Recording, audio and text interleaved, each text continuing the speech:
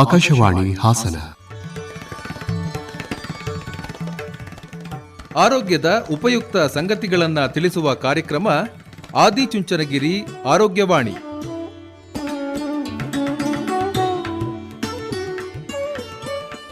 ಕೇಳಿ ಕಾರ್ಯಕ್ರಮ ಆದಿಚುಂಚನಗಿರಿ ಆರೋಗ್ಯವಾಣಿ.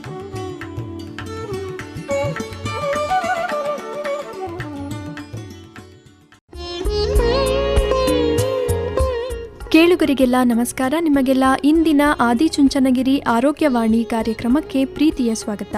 ಇಂದಿನ ಕಾರ್ಯಕ್ರಮದಲ್ಲಿ ಎಂಡೋಕ್ರೈನಾಲಜಿ ಈ ಕುರಿತು ಮಾಹಿತಿಯನ್ನು ಮಾಡಿಕೊಡಲಿದ್ದಾರೆ ಎಂಡೋಕ್ರೈನಾಲಜಿ ವಿಭಾಗದ ವೈದ್ಯರು ಹಾಗೂ ಪ್ರಾಧ್ಯಾಪಕರೂ ಆದ ಡಾಕ್ಟರ್ ಶ್ರುತಿ ಬಿ. ಇವರೊಂದಿಗೆ ಸುಜಾತಾ ಎಫ್ ತಳವಾರ್. ನಮ್ಮ ಎಲ್ಲ ಪ್ರೀತಿಯ ಕೇಳುಗರಿಗೆ ನಮಸ್ಕಾರ. ಇಂದಿನ ಆದಿಚುಂಚನಗಿರಿ ಆರೋಗ್ಯವಾಣಿ ಕಾರ್ಯಕ್ರಮಕ್ಕೆ ಪ್ರೀತಿಯ ಸ್ವಾಗತ. ಇವತ್ತಿನ ಕಾರ್ಯಕ್ರಮದಲ್ಲಿ ನಮ್ಮ ಜೊತೆಗೆ ಮಾಹಿತಿಯನ್ನು ಮಾಡಿಕೊಡ್ಲಿಕ್ಕೆ ಡಾಕ್ಟರ್ ಶ್ರುತಿ ಬಿ ಅವರಿದ್ದಾರೆ.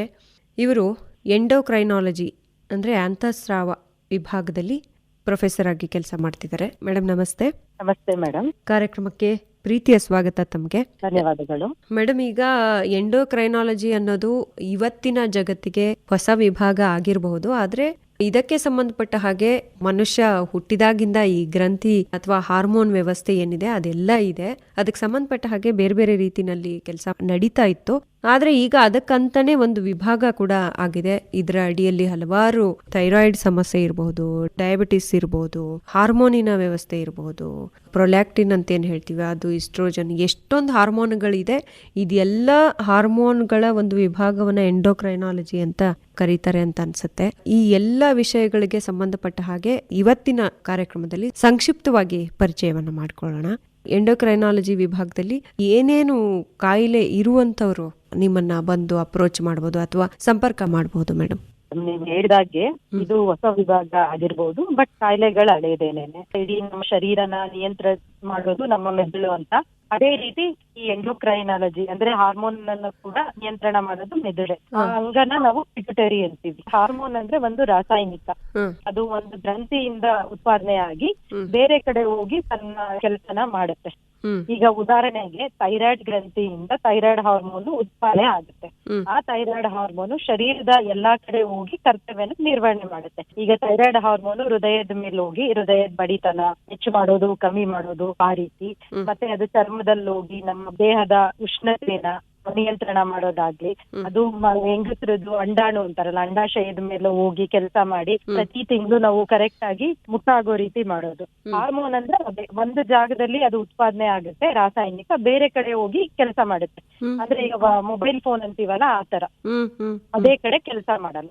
ನೀವ್ ಹೇಳ್ದಾಗೆ ಜನಗಳಿಗೆ ಗೊತ್ತು, ಹೃದಯದ ತೊಂದರೆ ಇದ್ದೆ ಹೃದಯ ಡಾಕ್ಟರ್ನ ಕಾಣ್ಬೇಕು, ನರಗಳ ತೊಂದರೆ ಇದ್ರೆ ನ್ಯೂರಾಲಜಿಸ್ಟ್ ನಾವು ಕಾಣ್ಬೇಕು, ಕಿಡ್ನಿ ಸಮಸ್ಯೆ ಇದ್ರೆ ಕಿಡ್ನಿ ಡಾಕ್ಟರ್ನ. ಬಟ್ ಯಾವಾಗ ಅಂತಃಸ್ರಾವ ವಿಭಾಗ ಅಥವಾ ಎಂಡೋಕ್ರೈನಾಲಜಿಸ್ಟ್ ನ ಯಾವಾಗ ನಾವು ಕಾಣ್ಬೇಕು ಅಂದ್ರೆ, ಈಗ ಒಂದು ಮನೇಲಿ ಉದಾಹರಣೆಗೆ ಸಂಸಾರ ಇರುತ್ತೆ, ಗಂಡ ಹೆಂಡತಿ, ಮಗಳು ಮಗ, ತಂದೆ ತಾಯಿ, ಇವರಲ್ಲಿ ಯಾವ ಕಾಯಿಲೆ ಬಂದಾಗ ಈ ಡಾಕ್ಟರ್ನ ಕಾಣ್ಬೇಕು ಅಂದ್ರೆ ಮೊದಲಿಗೆ ವಯಸ್ಸಾದವ್ರನ್ನ ತಗೊಳ್ಳೋಣ. ತಂದೆ ತಾಯಿ ಅಂದಾಗ ಯೂಶಲಿ ಸಕ್ಕರೆ ಕಾಯಿಲೆ ಇದ್ದೇ ಇರುತ್ತೆ. ಸೊ ಸಕ್ಕರೆ ಕಾಯಿಲೆ ಇದ್ದಾಗ ತಂದೆಗೆ ಅವ್ರನ್ನ ತೋರಿಸ್ಬೋದು ಎಂಡೋಕ್ರೈನಾಲಜಿಲಿ. ಮತ್ತೆ ತಾಯಿ ಇರ್ತಾರೆ, ವಯಸ್ಸಾಗಿರ್ತಾರೆ, ಅವರಿಗೆ ಹೆಂಗಸರಲ್ಲಿ ವಯಸ್ಸಾದಾಗ ಮೂಳೆ ಸವೆತ ಎಲ್ಲ ಆಗುತ್ತೆ. ಅದನ್ನ ನಾವು ಆಸ್ಟಿಯೋಪೊರೋಸಿಸ್ ಅಂತೀವಿ. ಆ ಕಾಯಿಲೆನೂ ಕೂಡ ಎಂಡೋಕ್ರೈನಾಲಜಿಸ್ಟ್ ನೋಡ್ತೀವಿ.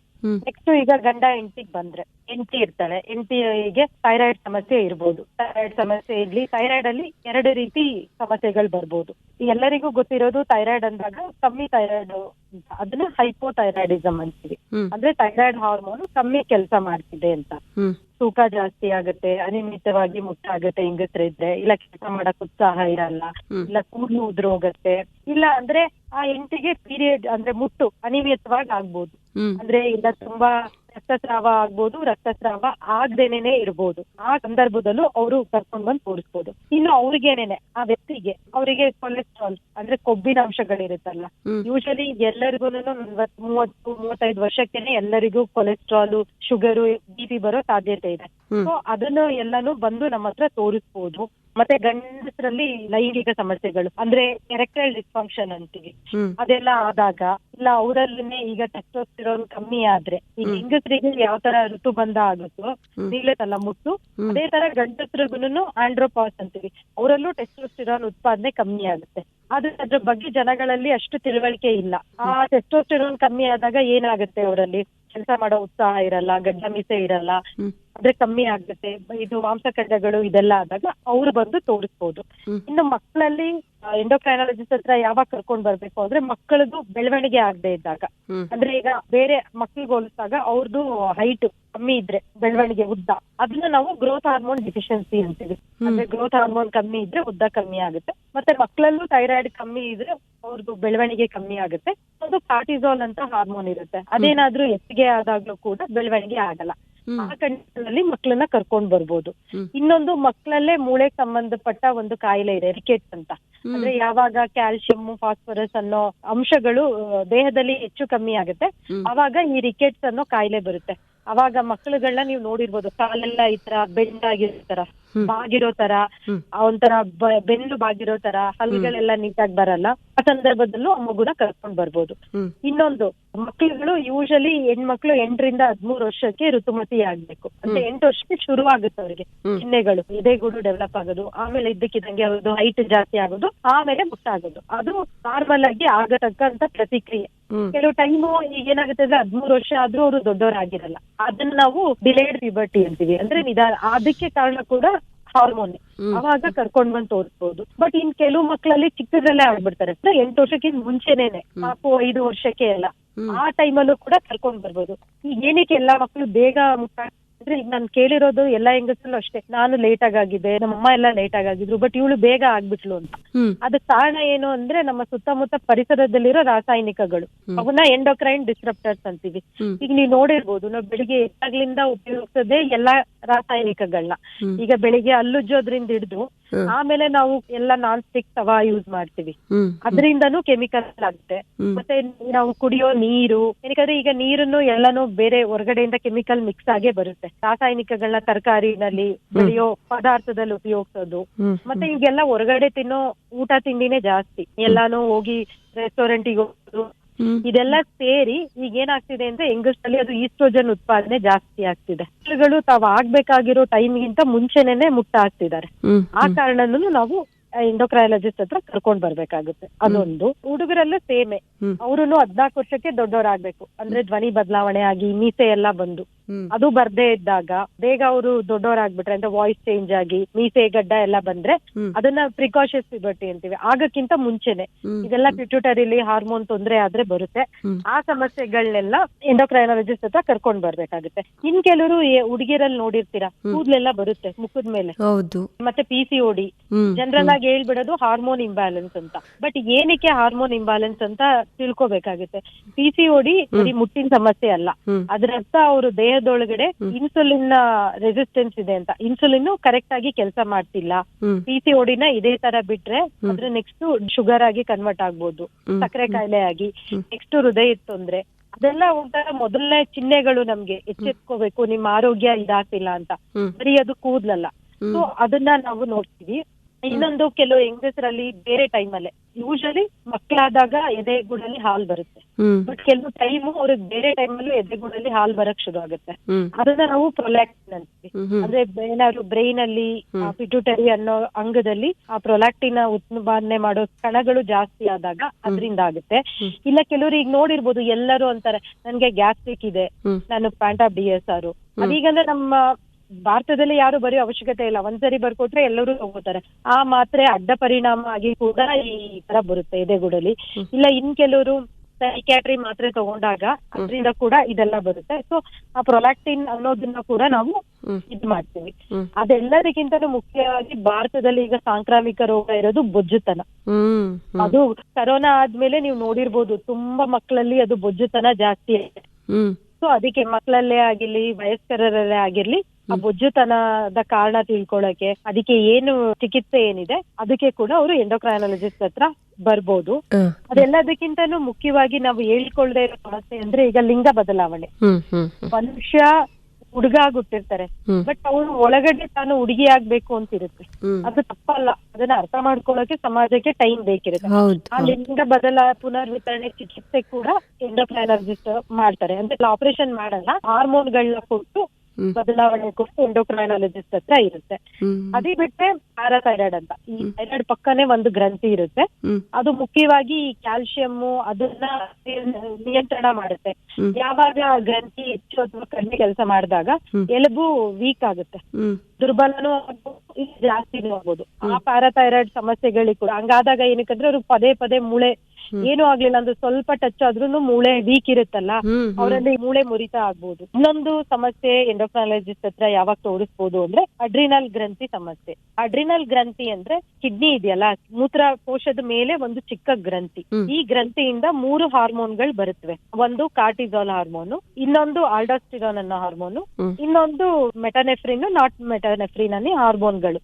ಏನಕ್ಕೆ ಇದು ಇಂಪಾರ್ಟೆಂಟ್ ಅಂದ್ರೆ ಕೆಲವ್ರಿಗೆಲ್ಲ ನೀವು ನೋಡಿರ್ಬೋದು, ನಾನು ಕೆಲಸ ಮಾಡ್ತಿದ್ದೀನಿ, ಕೆಲಸ ಒತ್ತಡದಿಂದ ನನಗೆ ತುಂಬಾ ಸ್ಟ್ರೆಸ್ ಆಗ್ತಿದೆ, ನಾನು ದಪ್ಪ ಆಗ್ತಿದ್ದೀನಿ. ಈ ಕಂಡೀಷನ್ ಅಲ್ಲೆಲ್ಲ ಕಾರ್ಟಿಸಾಲ್ ಅನ್ನೋ ಹಾರ್ಮೋನ್ ಜಾಸ್ತಿ ಇರುತ್ತೆ. ಅದು ಒಂದು ಕಾರಣ ದಪ್ಪ ಆಗಕ್ಕೆ, ಹೊಟ್ಟೆ ಸುತ್ತ ದಪ್ಪ ಆಗಕ್ಕೆ, ಅದೆಲ್ಲ ಶುಗರ್ ಎಲ್ಲ ಬರೋದಕ್ಕೆ.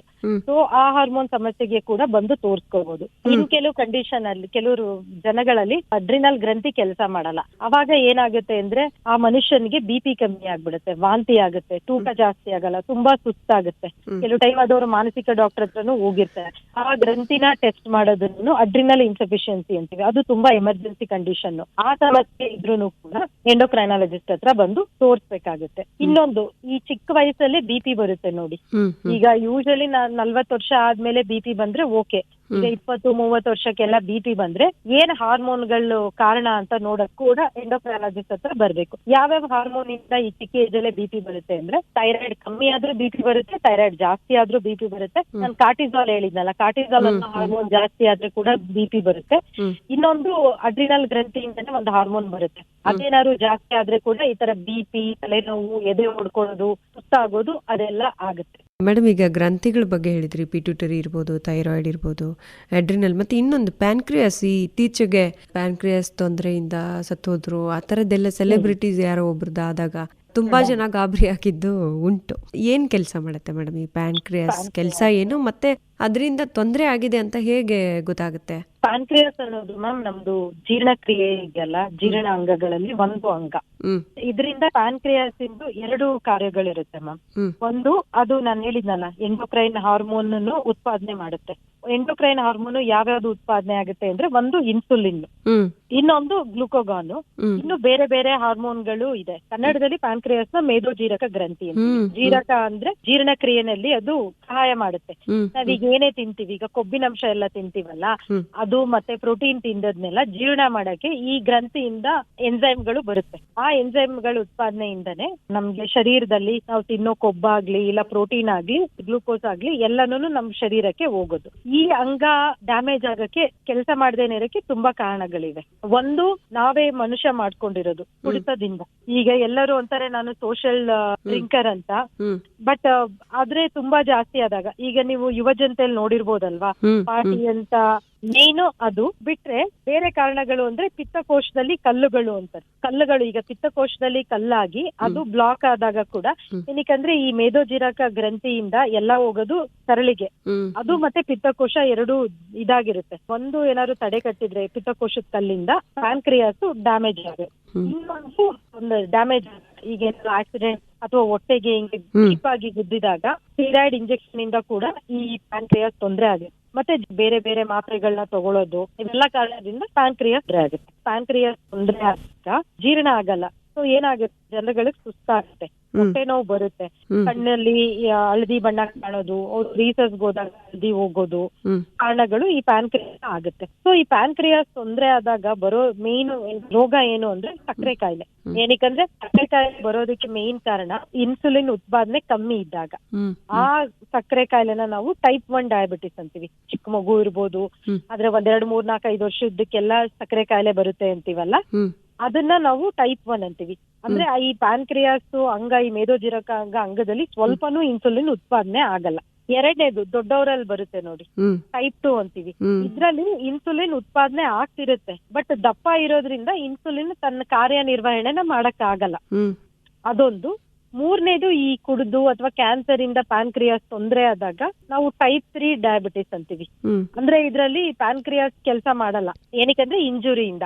ಅವಾಗ ಟ್ರೀಟ್ಮೆಂಟ್ ಇನ್ಸುಲಿನ್ ಅಥವಾ ಬೇರೆ ಕೆಲವೊಂದೆರಡು ಮಾತ್ರೆಗಳನ್ನೇ ಕೊಡಕ್ ಸಾಧ್ಯ ಆಗೋದು. ಸೊ ಆದ್ರಿಂದ ಈಗ ಏನೇ ಲಕ್ಷಣಗಳಿದ್ರು ಈ ತರ ತೂಕ ಕಮ್ಮಿ ಆಗೋದು ಒಂದ್ ಲಕ್ಷಣ. ಜೀರ್ಣ ಆಗ್ತಿಲ್ಲ, ಹೊಟ್ಟೆ ನೋವು, ಅಥವಾ ಅವರು ಲೆಟ್ರಿನ್ಗೆ ಹೋದಾಗ ಒಂಥರ ನೊರೆ ಹೆಂಗ್ ಬರೋದು, ಆದ್ರೆ ಕೊಬ್ಬಿನಾಂಶ ಜೀರ್ಣ ಆಗ್ದೇನೆ. ಅದಕ್ಕೋಸ್ಕರನೇ ನಾವು ಕೇಳ್ತೀವಿ, ನೀವೇನಾದ್ರು ಹೋದಾಗ ಆತರ ಆಗ್ತಿದ್ಯಾ, ನೀರ್ ಹಾಕಿದ್ರೆ ಹೋಗ್ದೇನೆ ಅಲ್ಲೇ ಉಳ್ಕೋತಿದ್ಯಾ, ಅದು ಈಗ ಅಂದ್ರೆ ಅಂಟಂಟ ತರ ಇದೆಯಾ, ಇವೆಲ್ಲ ಅದ್ರ ಲಕ್ಷಣಗಳು. ಇದೆಲ್ಲದಕ್ಕೂ ಸುಲಭವಾದ ಚಿಕಿತ್ಸೆ ಇದೆಯಾ ಮೇಡಮ್? ಸುಲಭವಾದ ಚಿಕಿತ್ಸೆ ಅಂದ್ರೆ ಮೇಡಮ್, ಫಸ್ಟ್ ಏನು ತೊಂದರೆ ಕೊಡ್ತಿದೆ ಪ್ಯಾನ್ಕ್ರಿಯಾಸ್ಗೆ ಅನ್ನೋದನ್ನ ನೋಡ್ಕೋಬೇಕು ಮ್ಯಾಮ್. ಈಗ ಏನಾದ್ರೂ ಅವರು ಮದ್ಯ ಸೇವನೆ ಇದ್ರೆ ಫಸ್ಟ್ ಅವರು ಮದ್ಯ ಸೇವನೆನ ನಿಲ್ಲಿಸ್ಬೇಕು. ಮದ್ಯ ಸೇವನೆ, ಸಿಗರೇಟು, ಬೀಡಿ, ದುಶ್ಚಟಗಳಿಂದ ದೂರ ಇರಬೇಕು. ಇನ್ನೊಂದು, ಪಿತ್ತಕೋಶದಲ್ಲಿ ಕಲ್ಲಿಂದ ಏನಾದ್ರು ಆಗಿದ್ರೆ ಅವರು ಗ್ಯಾಸ್ಟ್ರೋಎಂಟ್ರಾಲಜಿಸ್ಟ್ ಹತ್ರ ಹೋದಾಗ ಅದನ್ನ ತೆಗಿತಾರೆ ಮ್ಯಾಮ್. ಅದು ಎಂಡೋಸ್ಕೋಪಿ ಅಂತ ಮಾಡಿ ಅದನ್ನ ತೆಗೆದ್ರೆ ಮತ್ತೆ ಸರಿ ಹೋಗುತ್ತೆ. ಕೆಲವು ಟೈಮು ಕ್ಯಾಲ್ಸಿಯಂ ಜಾಸ್ತಿ ಆದಾಗ, ಕೊಬ್ಬು ಜಾಸ್ತಿ ಆದಾಗ್ಲೂ ಈ ಪ್ಯಾನ್ಕ್ರಿಯಾಸ್ ತೊಂದರೆ ಆಗಿರುತ್ತೆ. ಸೊ ಅವಾಗ ನಾವು ಕ್ಯಾಲ್ಸಿಯಂನ ಕಮ್ಮಿ ಮಾಡಕ್ಕೆ, ಕೊಬ್ಬಿನ ಕಮ್ಮಿ ಮಾಡಕ್ಕೂ ಟ್ರೀಟ್ಮೆಂಟ್ ಕೊಡ್ತೀವಿ. ಮತ್ತೆ ಡಾಕ್ಟರ್ಗೆ ಹೇಳ್ದೇನೆ ಯಾವ್ದೇ ಆಗ್ಲಿ, ಈಗ ನೋವು ನಿರೋಧಕ ಮಾತ್ರೆಗಳು ಅವೆಲ್ಲ ತಗೊಳ್ಳೋದ್ರಿಂದ ನಿಲ್ಲಿಸ್ಬೇಕು.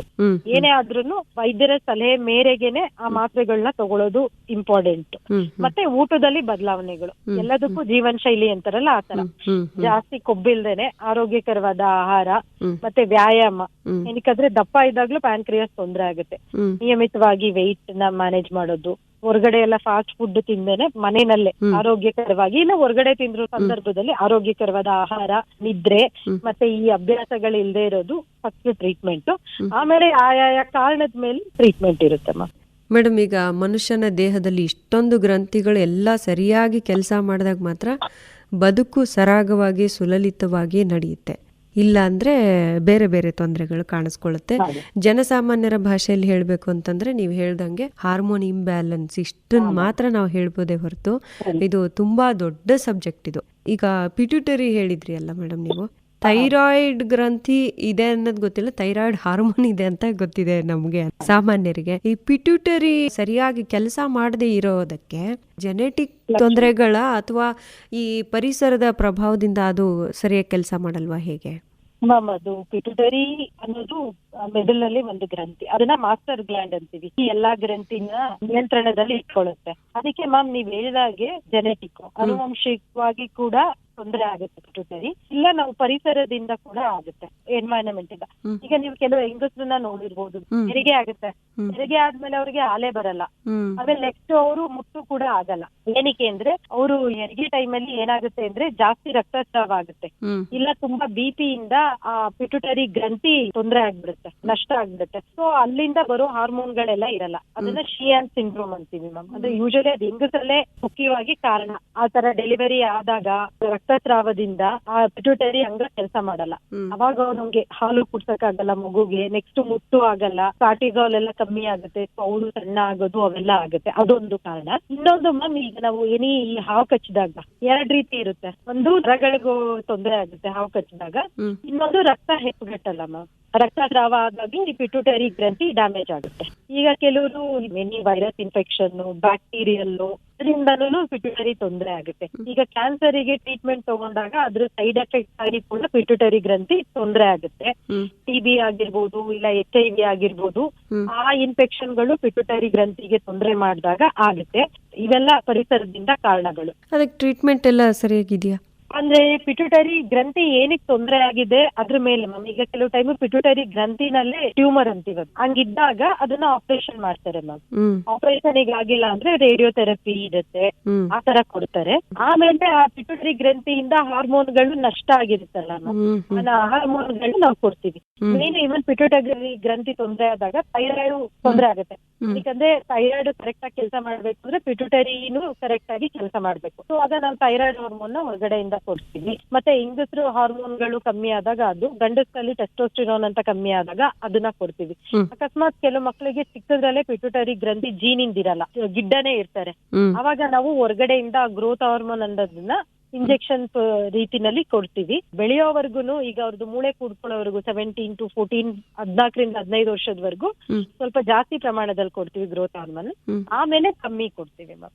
ಆಮೇಲೆ ತಾನೇ ಸರಿ ದೇಹಕ್ಕೆ ಹೊಂದಾಣಿಕೆ ಮಾಡ್ಕೊಳ್ಳುತ್ತೆ ಅಂತೀರಾ? ಹೊಂದಾಣಿಕೆ ಅಂದ್ರೆ ಮ್ಯಾಮ್ ಕಮ್ಮಿ ಪ್ರಮಾಣಕ್ಕೂ ಹೊಂದಾಣಿಕೆ ಆಗುತ್ತೆ, ಅಷ್ಟು ಪ್ರಮಾಣ ಬೇಕಾಗಲ್ಲ. ಈಗ ಬೆಳೆಯೋ ವಯಸ್ಸಲ್ಲಿ ಬೇಕಾಗೋಷ್ಟು ಬೇಕಾಗಲ್ಲ, ಕಮ್ಮಿ ಅಮೌಂಟ್ ಅಲ್ಲಿ ಕೊಡ್ತೀವಿ. ಇನ್ನೊಂದು ಮೇನ್ ಪ್ರಾಬ್ಲಮ್ ಏನು ಅಂದ್ರೆ ಪಿಟ್ಯೂಟರಿ ಗ್ರಂಥಿ ತೊಂದರೆ ಆದಾಗ ಮ್ಯಾಮ್ ನೀವು ನೋಡಿರ್ಬೋದು, ತುಂಬಾ ಬಾಯಾರಿಕೆ ಆಗಿ ತುಂಬಾ ರೀಸಸ್ ಹೋಗೋದು, ಬಾಯಾರಿಕೆನೂ ಆಗ್ತಿರುತ್ತೆ, ರೀಸಸ್ಗೂ ಹೋಗ್ತಿರ್ತಾರೆ. ಅದನ್ನ ನಾವು ಪಾಲಿಯೂರಿಯಾ, ಪಾಲಿಡಿಪ್ಸಿಯಾ ಅಂತೀವಿ. ಅದರಲ್ಲಿ ADH ಅಂತ ಒಂದು ಹಾರ್ಮೋನ್ ಇರುತ್ತೆ ಮ್ಯಾಮ್. ಆ ಹಾರ್ಮೋನ್ ಕಮ್ಮಿ ಕೂಡ ಪಿಟ್ಯೂಟರಿ ಗ್ರಂಥಿ ತೊಂದರೆ ಆದಾಗ ಆಗುತ್ತೆ. ಅದರಲ್ಲಿ 2 ರೀತಿ ಕಂಡೀಷನ್ ಇರುತ್ತೆ ಮ್ಯಾಮ್. ಕೆಲವು ಟೈಮ್ ಆಪರೇಷನ್ ಆದಾಗ ಟೆಂಪ್ರರಿ ಆಗಿ ಅದು ತೊಂದರೆ ಆಗುತ್ತೆ. ಆ ಟೈಮಲ್ಲಿ ಸ್ವಲ್ಪ ದಿನ ಮಾತ್ರ ಕೊಡ್ತೀವಿ. ಆ ಹಾರ್ಮೋನ್ ನ ವ್ಯಾಸೋಪ್ರೆಸಿನ್ ಹಾರ್ಮೋನ್ ಅಂತೀವಿ ಮ್ಯಾಮ್. ಬಟ್ ಕೆಲವರಿಗೆ ಅದು ಜೀವನ ಪರ್ಯಂತ ಕೊಡ್ಬೇಕಾಗಿ ಬರುತ್ತೆ, ಅದು ಮಾತ್ರೆ ರೂಪದಲ್ಲಿ ಇಲ್ಲಾಂದ್ರೆ ಸ್ಪ್ರೇ ಆತರ. ಇವಿಷ್ಟು ಪಿಟ್ಯೂಟರಿ ಹಾರ್ಮೋನ್ಗಳು.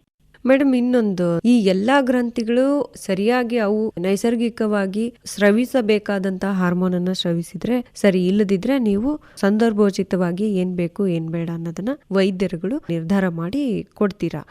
ಅದಲ್ಲದೇನೆ ಈ ಜೀವನ ಶೈಲಿ ಮತ್ತೆ ಆಹಾರ ಪದ್ಧತಿಯಿಂದ ಇವನ್ ಸರಿ ಮಾಡ್ಕೋಬಹುದಾ? ಈಗ ಪಿಟ್ಯೂಟರಿಯಿಂದ ನೀವು ಹೇಳಿದ್ರಿ ರಿಲೀಸ್ ಆಗುವಂತಹ ಹಾರ್ಮೋನುಗಳಿಗೆ, ಅದಕ್ಕೇನಾದ್ರೂ ಡಯಟ್ ಜೀವನ ಶೈಲಿಯಿಂದ ಬದಲಾವಣೆ ಮಾಡ್ಕೋಬಹುದಾದ ಎಂಡೋಕ್ರೈನಾಲಜಿ ಡಿಸೀಸ್ ಯಾವುದು ಅಂದ್ರೆ ಒಂದು ಮಾಮೂಲಿ ಮ್ಯಾಮ್ ಸಕ್ಕರೆ ಕಾಯಿಲೆ. ನಿಮಗೆ ಗೊತ್ತಿದೆ, ಯಾವಾಗ್ಲೂ ಊಟ, ವ್ಯಾಯಾಮ ಮತ್ತೆ ಯೋಗ ಎಲ್ಲಾನು ಅದಕ್ಕೆ ಸಹಾಯವಾಗಿರುತ್ತೆ.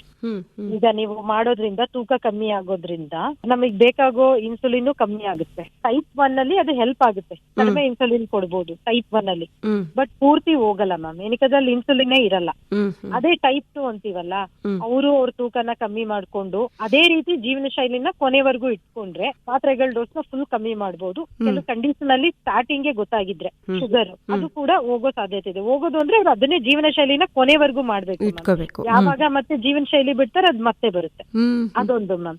ಇನ್ನೊಂದು, ಥೈರಾಯ್ಡ್ ಗ್ರಂಥಿನಲ್ಲಿ ಪೂರ್ತಿ ಇದಾಗಿ ಹೋಗಲ್ಲ ಮ್ಯಾಮ್. ನಾವು ಏನಕ್ಕೆ ಜೀವನ ಶೈಲಿನ ಬದಲಾವಣೆ ಮಾಡ್ಕೊಂಡಾಗ ಏನಾಗುತ್ತೆ, ಆ ಇನ್ಫ್ಲಮೇಷನ್ ಕಮ್ಮಿ ಆಗುತ್ತೆ. ಥೈರಾಯ್ಡ್ ಸಕ್ರಿಯವಾಗಿ ಕೆಲಸ ಮಾಡೋದಕ್ಕೆ ಅದು ಸಹಾಯ ಮಾಡುತ್ತೆ. ಅಂದ್ರೆ ಈಗ ಕೆಲವ್ರು ಏನ್ ಮಾಡ್ತಾರೆ, ಸ್ಮೋಕಿಂಗ್ ಎಲ್ಲ ಮಾಡ್ತಾರೆ, ಅದರಿಂದ ಏನಾಗುತ್ತೆ ಥೈರಾಯ್ಡ್ ಗ್ರಂಥಿ ತೊಂದರೆ ಆಗುತ್ತೆ. ಸಿಗರೇಟ್ ಸೇದೋದನ್ನ, ಬೀಡಿ ಸೇದೋದನ್ನ ಬಿಟ್ರೆ ಖಂಡಿತವಾಗ್ಲೂ ಅದು ಥೈರಾಯ್ಡ್ ಗೆ ಹೆಲ್ಪ್ ಆಗುತ್ತೆ. ಮತ್ತೆ ಕರೆಕ್ಟ್ ಆಗಿ ತಿನ್ನೋದು, ವಿಟಮಿನ್ ಡಿ, ವಿಟಮಿನ್ B12, ಕಬ್ಬಿಣದಂಶದಲ್ಲಿರೋ ಪದಾರ್ಥಗಳನ್ನ ತಿಂದಾಗ ಅದು ಥೈರಾಯ್ಡ್ ಉತ್ಪಾದನೆಗೆ ಸಹಾಯ ಮಾಡುತ್ತೆ. ಬಟ್ ಖಂಡಿತವಾಗ್ಲಿ ಪೂರ್ತಿ ಥೈರಾಯ್ಡ್ ನ ತೆಗಿಯಕ್ ಆಗಲ್ಲ ಮ್ಯಾಮ್. ಪೂರ್ತಿ ಅದರಲ್ಲೇ ಸರಿ ಮಾಡ್ಕೊಳಕ್ ಆಗಲ್ಲ. ಅದರಲ್ಲೇ ಸರಿ, ಏನಕ್ಕಂದ್ರೆ ಅದು ಹಾರ್ಮೋನು ಪೂರ್ತಿ ಡ್ಯಾಮೇಜ್ ಆದಾಗ ಸ್ವಲ್ಪನಾದ್ರೂ ಹಾರ್ಮೋನ್ ಬೇಕಾಗುತ್ತೆ ಮ್ಯಾಮ್. ಅದನ್ನ ಬೇಕಾಗೋ ಪ್ರಮಾಣನ ಕಮ್ಮಿ ಮಾಡ್ಕೋಬಹುದು. ಈಗ ನೀವು ತೂಕ ಕಮ್ಮಿ ಮಾಡಿದ್ರೆ ಥೈರಾಯ್ಡ್ ಹಾರ್ಮೋನ್ ನ ನಾವು ತೂಕದ ಪ್ರಕಾರ ಕೊಡ್ತೀವಿ. ತೂಕ ಕಮ್ಮಿ ಆದಾಗ ಹಾರ್ಮೋನ್ ಪ್ರಮಾಣನ ಖಂಡಿತವಾಗ್ಲೂ ಕಮ್ಮಿ ಮಾಡ್ಕೋಬಹುದು. ಮತ್ತೆ ಈ ಸ್ಟೀರಾಯ್ಡ್ ಎಲ್ಲ ತೂಕದ ಪ್ರಕಾರನೇ ಕೊಡ್ತೀವಿ. ಯಾವುದೇ ಕಾಯಿಲೆಗೆ ಮೊದಲನೇ ಟ್ರೀಟ್ಮೆಂಟ್, ಈ ಸಹಾಯಕವಾದ ಟ್ರೀಟ್ಮೆಂಟ್ ಅಂದ್ರೆ ಇದು ಜೀವನ ಶೈಲಿ. ಮೇಡಮ್, ಈಗ ಪಿಟ್ಯೂಟರಿಯಿಂದ ರಿಲೀಸ್ ಆಗುವಂತಹ ಅಂದ್ರೆ ಈ ಪ್ರೊಲ್ಯಾಕ್ಟಿನ್ ಹಾರ್ಮೋನು ಅದು ಒಂದು ಹಂತದಲ್ಲಿ ಮಾತ್ರ ಬೇಕಾಗುತ್ತೆ ಅಂತ ಹೇಳಿದ್ರಿ ಮಗು ಹುಟ್ಟಿದಾಗ. ಯಾಕೆ ಈ ಪ್ರಶ್ನೆ ಕೇಳ್ತಿದ್ದೀನಿ ಅಂತಂದ್ರೆ, ಈಗ ನಮ್ ಕೈಯಲ್ಲಿ ಯೂಟ್ಯೂಬ್ ಇದೆ, ಎಲ್ಲದಕ್ಕೂ ಟ್ರೀಟ್ಮೆಂಟ್ ಅಲ್ಲಿ ಹೇಳ್ತಾರೆ. ಅಂದ್ರೆ ಯೋಗದಿಂದ ಸರಿ ಮಾಡ್ಕೋಬಹುದು, ಎಕ್ಸರ್ಸೈಸ್ ಇಂದ ಮಾಡ್ಕೋಬಹುದು, ಆಮೇಲೆ ಊಟದಿಂದ ಸರಿ ಮಾಡ್ಕೋಬಹುದು ಅಂತ. ಅದು ನಿಜಾನಾ ಅಂತ ಕೇಳಕ್ಕೆ, ಯಾಕಂದ್ರೆ ಸಾಕಷ್ಟು ಕೇಳುಗರು ಕೇಳ್ತಾ ಇರೋರು ಏನೋ ಒಂದು ಫಾಲೋ ಮಾಡ್ತಿರ್ಬೋದು, ಅವ್ರ ಕಾಯಿಲೆ ಇದ್ರೂ ಅವ್ರಿಗೆ ಗೊತ್ತಾಗದೆ ಇರ್ಬೋದು, ಇದನ್ನ ತಿಂದ್ರೆ ಸರಿ ಮಾಡ್ಕೋಬಹುದು ಅಂತ ಅವ್ರ ಮನಸ್ಸಲ್ಲಿ ಇರ್ಬೋದು. ಅದಕ್ಕೆ ಈ ಪ್ರಶ್ನೆ ಕೇಳ್ತಾ ಇದ್ದೀನಿ. ಇಲ್ಲ ಮ್ಯಾಮ್, ನೀವು ಈಗ ನಾನು ಹೇಳಿದ್ನಲ್ಲ ಮ್ಯಾಮ್, ಈಗ ಪ್ರೊಲ್ಯಾಕ್ಟಿನ್ ಅನ್ನೋದನ್ನ ಮ್ಯಾಮ್ ಊಟ ತಿಂಡಿಯಿಂದ ಅದು ಬರೋದಲ್ಲ. ಅವ್ರು ಅದೇ ಈ ರೀತಿ ಮಾತ್ರೆಗಳು ತಗೊಳ್ದೇನೆ ಇದ್ರೆ ಖಂಡಿತವಾಗ್ಲು ಈ ಗ್ಯಾಸ್ಟ್ರೈಟಿಸ್ ಯಾಕೆ ಬರುತ್ತೆ ಮ್ಯಾಮ್? ಜೀವನ ಶೈಲಿ ಸರಿ ಇಲ್ಲ ಅಂತಾನೆ ತಾನೆ. ಅಂದ್ರೆ ದಪ್ಪ ಇರ್ತಾರೆ, ಇಲ್ಲ ಸ್ಟ್ರೆಸ್ ಇರುತ್ತೆ, ಅದರಿಂದ ಎಲ್ಲ ಅದು ಜಾಸ್ತಿ ಆಗುತ್ತೆ. ಅವ್ರು ಜೀವನ ಶೈಲಿ ಬದಲಾವಣೆ ಮಾಡ್ಕೊಂಡಾಗ ಅವ್ರೀಗ ಗ್ಯಾಸ್ಟ್ರಿಕ್ ಮಾತ್ರೆ ತಗೊಳ್ಳೋ ಸಂದರ್ಭನೇ ಬರಲ್ಲ. ಅದನ್ನ ತಗೊಳ್ಳಿಲ್ಲ ಅಂದಾಗ ಕೆಲವು ಸಂದರ್ಭದಲ್ಲಿ ಹೇಳಿದ್ನಲ್ಲ, ಪ್ರೊಲ್ಯಾಕ್ಟಿನ್ ಜಾಸ್ತಿ ಆಗೋದು ಸೈಕ್ಯಾಟ್ರಿ ಮಾತ್ರೆ ತಗೊಳ್ಳೋದ್ರಿಂದ ಅಂತ, ಅದನ್ನೆಲ್ಲ ನಿಲ್ಲಿಸಿದಾಗ ಆ ರೀತಿ ಅವರು ಟ್ರೀಟ್ಮೆಂಟ್ ತಗೋಬಹುದಲ್ವಾ? ಆ ರೀತಿ. ಬಟ್ ಅದೇನಾದ್ರೂ ಕೆಲವು ಸಂದರ್ಭದಲ್ಲಿ ಏನಾಗುತ್ತೆ, ಪಿಟ್ಯೂಟರಿಯಿಂದಾನೇ ಆ ಗ್ರಂಥಿ ದೊಡ್ಡದಾಗಿರುತ್ತೆ ಮ್ಯಾಮ್ ಪ್ರೊಲ್ಯಾಕ್ಟಿನ್. ಆ ಸಂದರ್ಭದಲ್ಲಿ ಇದು ಉಪಯೋಗಕ್ಕೆ ಬರಲ್ಲ. ತುಂಬಾ ಧನ್ಯವಾದಗಳು ಮೇಡಮ್. ಇದು ಬಹಳ ದೊಡ್ಡ ವಿಷಯ, ಇದು ದೊಡ್ಡ ಸಬ್ಜೆಕ್ಟ್. ಇದು ನಮ್ಮೊಳಗೆ ಆಟ ಆಡ್ತಾ ಇರುವಂತಹ ಎಲ್ಲಾ ಅಂದ್ರೆ ಹಾರ್ಮೋನುಗಳ ಆಟ ಬದುಕು. ಇದನ್ನ ತಿಳ್ಕೊಳ್ಳೋಕೆ ಬರೀ ಒಂದು ಕಾರ್ಯಕ್ರಮ ಸಾಲಲ್ಲ, ಮತ್ತೆ ಮತ್ತೆ ನಾವು ನಿಮ್ಮನ್ನ ಸಂಪರ್ಕ ಮಾಡ್ತೀವಿ. ನಮ್ಮ ಕೇಳುಗರಿಗೆ ಮಾಹಿತಿಯನ್ನ ಮಾಡಿಕೊಡಿ. ಇಷ್ಟೊತ್ತು ಮಾಹಿತಿ ಮಾಡಿಕೊಟ್ಟಿದ್ದಕ್ಕೆ ಧನ್ಯವಾದಗಳು. ಧನ್ಯವಾದ. ಇದುವರೆಗೆ ಎಂಡೋಕ್ರೈನಾಲಜಿ ಈ ಕುರಿತು ಮಾಹಿತಿಯನ್ನು ಮಾಡಿಕೊಟ್ಟವರು ಡಾಕ್ಟರ್ ಶ್ರುತಿ ಬಿ. ಇವರೊಂದಿಗೆ ಸುಜಾತಾ ಎಫ್. ತಳವಾರ್.